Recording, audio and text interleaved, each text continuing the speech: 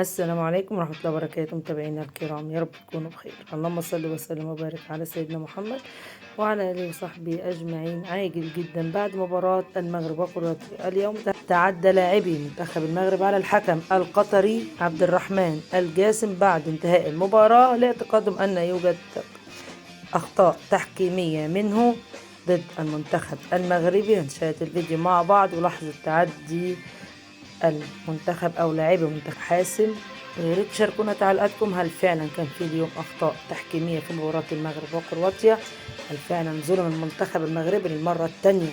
المرة الأولى كانت في مباراة المغرب وفرنسا، زي ما كنا شفنا كان في ضربة جزاء لم تحتسب للمنتخب المغربي.